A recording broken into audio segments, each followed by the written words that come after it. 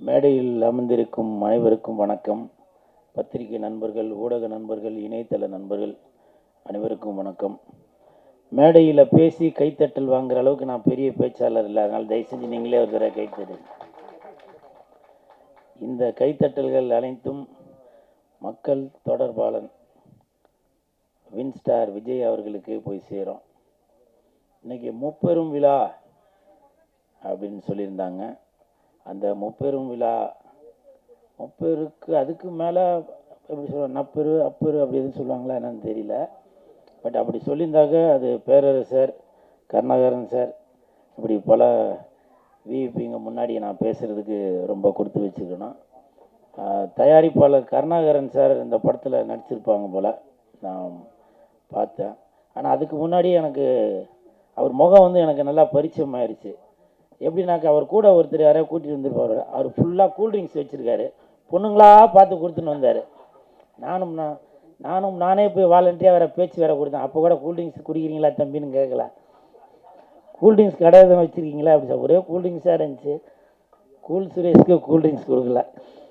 என்னால் நன்றி Karunakaran sir. RK Ramesh எங்கே பார்த்தாலும் என்னை அன்போட அழைப்பவர், அவர் வாழ்த்த வந்ததில் ரொம்ப சந்தோஷம்.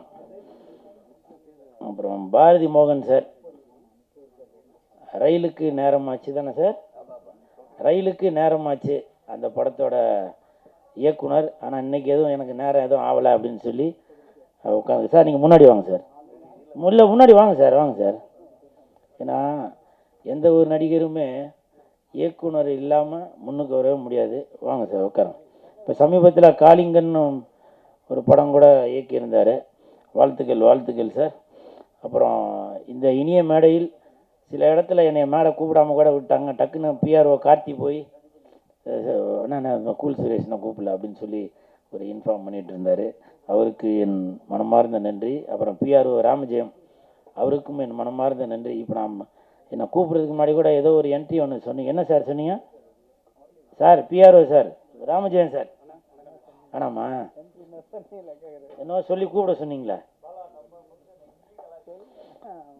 ஸோ அவருக்கும் என் மனமார்ந்த நன்றி. பொதுவாகவே சொல்லுவாங்க, ஊக்குவிப்பவர் ஊக்குவித்தால் ஊக்குவிப்பனும் தேக்குவிப்பான் அப்படின்னு. ஆனால் இவர் வந்து சோகா விற்றுருக்காரு சார். இங்கே வாங்க சார். இல்லை விரும்புகிறேன் உன்னை விரும்புகிறேன் அப்படின்னு சாங் நல்லா அருமையாக இருந்துச்சு. சூப்பர். உண்மையிலேயே யார் வேணால் என்ன வேணால் எது வேணால் சொல்லலாம். ஆனால் ஒரு படத்தில் நடித்து அந்த படத்தை வெளியே கொண்டு வர்றதுக்கு அவ்வளோ கஷ்டம். அது சின்ன படமாக இருந்தாலும் சரி, பெரிய படமாக இருந்தாலும் சரி, உங்களுடைய கஷ்டம் என்னன்றது நான் வந்து பக்கத்துலேருந்து பார்த்துட்ருக்கேன். மனமார்ந்த வாழ்த்துக்கள். சரிங்களா? இதுக்கு கை தட்டாதீங்கப்பா, அப்படியே வெயிட் பண்ணிகிட்ருக்கேன். இல்லை உண்மைதான். நான் அது சொல்லலான்னு நினச்சேன், நீங்களே சொல்லிட்டீங்க. நான் அந்த சாங் பார்க்கும்போது தெரிஞ்சுது, அவர் டான்ஸ் ஆடும்போது ஒரு 10 தனுஷ் அதுக்கான அறிகுறி இருந்துச்சு. அந்த பொண்ணு கூட வந்து அப்படி மடியில் படுத்து இப்படி ஆடும்போது ஒரு 10 சிம்பு அதுக்கான ஒரு அறிகுறிகள் இருந்துச்சு.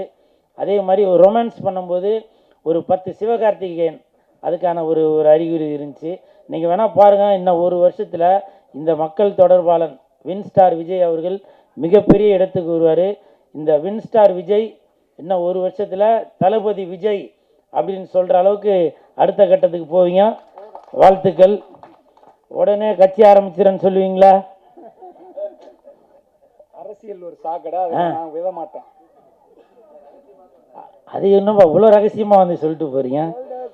இவருக்கு வந்து இளந்தென்றல் விஜய் அப்படின்னு ஒரு பட்டம் கொடுக்கலான்னு தான் நினச்சேன். ஆனால் இளந்தென்றல் அப்படின்ற பட்டம் ஏற்கனவே ஒருத்தர் கொடுத்துருக்காங்க. அது நிறையா பேருக்கு தெரியாது. விஜய் சார் ரசிகர்களே நீங்களும் தெரிஞ்சுக்கங்க.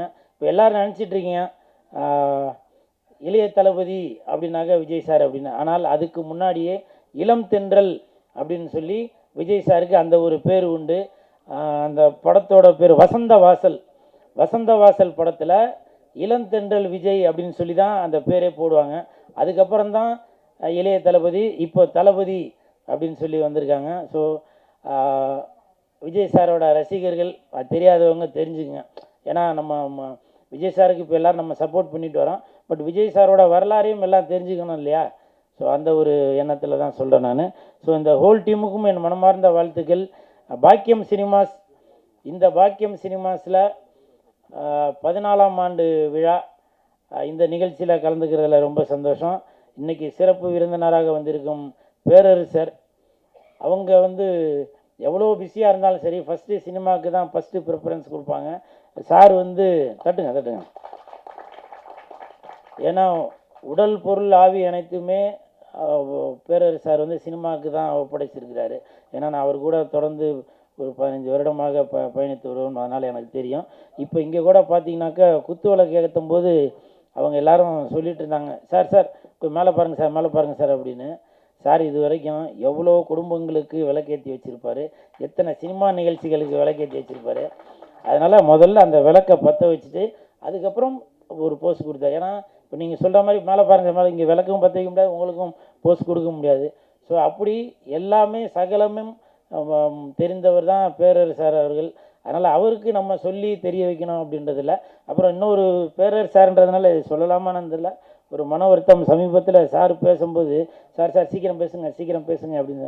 அவருக்கு எவ்வளோ வேலைகள் இருக்கும், எல்லா வேலைகளையும் விட்டுட்டு இந்த சினிமாவுக்காக, உங்களுக்காக, மக்களுக்காக, சினிமா தொழிலாளர்களுக்காக, இயக்குநர்களுக்காக, தயாரிப்பாளர்களுக்காக அவ்வளவு வேலைகளையும் விட்டுட்டு இந்த நிகழ்ச்சி நல்லா சீரும் சிறப்புமாக இருக்கணும் அப்படின்னு சொல்லி இந்த இடத்துல நின்று பேசும்போது சில பேர் அந்த மாதிரி ஒரு சீக்கிரம் பேசுங்க அப்படின்னு. உங்களுக்கு அர்ஜென்ட் இருக்குது, இப்போ எல்லாருக்குமே வேலைகள் இருக்க தான் செய்யும். இருந்தாலும் இப்போ எங்களை மாதிரி, ஏன்னா இப்போ நாங்களாம் வரும்போது ஏதோ ஒன்று ப்ரிப்பேர் ஆகி வரமாட்டோம், வந்த இடத்துல தான் சரி என்ன பேசலாம் எது பேசலாம் அப்படின்னு சொல்லி ஒரு இது வருமே.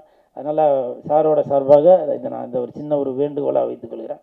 இந்த பாக்கியம் சினிமாஸ் இந்த நிகழ்ச்சி இன்றைக்கி நான் வந்ததுக்கு காரணமே சாரை வாழ்த்துறதுக்காக வந்தனோ, அதையும் தாண்டி பரமசிவன் பாத்திமா அந்த படத்தில் நான் நடித்ததுக்காக சிறந்த நடிகர் அப்படின்னு சொல்லி எனக்கு ஒரு விருது தராங்க. ஸோ இந்த பெருமைகள் அனைத்தும் இசக்கி கார்வண்ணன், இயக்குனர், தயாரிப்பாளர், நடிகர் அவர்களுக்கு தான் இந்த பெருமைகள் அனைத்தும் போய் சேரும். மேனேஜர் முருகேசன் சார் அவர்களுக்கு தான் போய் சேரும். ஏன்னாக்கா இந்த படத்தில் இப்படி ஒரு கேரக்டர் இருக்குது அப்படின்னோன்னா டைரக்டருக்கு டக்குன்னு நான் ஒரு ஞாபகத்துக்கு வந்திருக்கேன், மேனேஜர் முருகேசன் சாருக்கு நான் ஒரு ஞாபகத்துக்கு வந்திருக்கேன். என்னை கூப்பிட்டு இது வரைக்கும் நான் நடிக்காத கதாபாத்திரம், எனக்கு சோலோவாக சாங்கு, ஒரு காதலி, ஒரு ஃபைட்டு, இப்படி எல்லாமே ஒரு ஒரு ஆப்டான ஒரு கேரக்டர் கொடுத்து அன்றைக்கி நடிக்கும்போதே சொன்னாங்க, சார் இந்த படத்தில் பரமசிவன் பாத்திமா படத்தில் நீங்கள் தான் செகண்ட் ஹீரோ அப்படின்னு சொன்னாங்க. அவர் சொன்னது உண்மையாக பழித்து விட்டது. இன்றைக்கி இந்த பிரசாத் லேபில் பாக்கியம் சினிமா சார்பாக பரமசிவன் பாத்திமா படத்தில் சிறந்த நடிகர் கூல் சுரேஷ் அப்படின்னு சொல்லி பட்டம் வாங்குறது, ஒரு அவார்டு வாங்குறது, பேரரசார் கையில் வாங்குறது, இது எனக்கு மிகப்பெரிய சந்தோஷம். எதுக்காக பேரரசார்னு எழுதி சொல்கிறேன்னா, பேரரசார் இப்போ சமீபத்தில் அதாவது திருப்பாச்சி, அதுக்கப்புறம் விஜய் சாருக்கு ஒரு ஆக்ஷன் அப்படின்னு சொல்லி ஒரு ரேஞ்சுக்கு போனார். அதுக்கப்புறம் திருப்பதி, இப்படி பல முன்னணி நடிகர்களை வைத்து இயக்கிய ஒரு பெரிய இயக்குனர். அவர்கள் கையால் நான் அவார்டு வாங்குகிறேன் அப்படின்றப்ப எனக்கு மிகப்பெரிய சந்தோஷம். இந்த பெருமைகள் அனைத்தும் வின்ஸ்டார் விஜய் அவர்களுக்கு போய் சேரும். மனமார்ந்த என் நன்றியை தெரிவித்துக் கொள்கிறேன். இன்னும் பல விருதுகள் உங்கள் கையால் இருந்து நான் வாங்கணும். அதுக்கு நீங்கள் பொதுமக்கள், ரசிகர்கள், பத்திரிகையாளர்கள் எல்லாருமே சப்போர்ட் பண்ணணும்னு மனதார கேட்டுக்கொள்கிறேன். நன்றி. தங்கச்சி அக்கா அவங்களுக்கு, ஜெயா, ஸ்ரீலங்கா ஜெயா அவர்களுக்கு என் மனமார்ந்த நன்றி. அப்புறம் இப்போ தமிழ் தாய் வாழ்த்து பாடும்போது எனக்கு இது புதுசாக இருந்துச்சு. தமிழ் தாய் வாழ்த்து பாடும்போது ஒரு குறிப்பிட்ட அளவு தான் பாடுவோம். ஆனால் அந்த தங்கச்சி கொஞ்சம் அந்த இதெல்லாம் சேர்த்து பாடினீங்க, அது எனக்கு விவரம் தெரியல. உடனே நான் பேரரசு சார்கிட்ட தான் கேட்டேன், கைத்தட்டல் கொடுங்க. ஏன்னா தமிழ் பாட புத்தகத்திலே அது பாதி தான் இருக்குது, அது போக போக அப்படியே சுருக்கிட்டாங்க. அதை பற்றி கொஞ்சம் விவரமாக பேரரசு சார் சொல்லும்போது தெரிஞ்சுது. ஏன்னா நான் பக்கத்தில் உட்காந்து கேட்டுக்கிட்டேன், அது எனக்கு புரிஞ்சுது. இருந்தாலும் உங்கள் எல்லாருக்குமே தெரியணும், அது யார் சொன்னாக்க அவங்களுக்கு போய் தெரியுமோ புரியுமோ அவங்க சொன்னால் தான் சரியாக இருக்கும். அதனால் அந்த தமிழ் தாய் வாழ்த்து அதோட விரிவாக்கத்தை பேரரசு சார் பேசும்போது எனக்கு மட்டும் இல்லை, இது வீடியோ மூலமாக இப்படி ஒரு நிகழ்வு இருக்கா அப்படின்னு சொல்லி தமிழ் ஆர்வலர்கள், உணர்வு உள்ளவர்கள், தமிழர்கள், இந்தியர்கள் எல்லாருமே அதை தெரிஞ்சுக்கணும். அதனால் பேரரசு சார் வந்து பேசும்போது அந்த தமிழ் வாழ்த்துக்கு அதை பற்றி கொஞ்சம் விரிவாக்கத்தை கொஞ்சம் சொல்லணும்னு தாழ்மையோடு கேட்டுக்கொண்டு இந்த முப்பெரும் விழா இன்னும் பெரிய பெரிய நிகழ்ச்சிகளை வந்து அடைந்துக்கிட்டே இருக்கணும் அப்படின்னு சொல்லி வாழ்த்தி விடைபெறுகிறேன். நன்றி, வணக்கம்.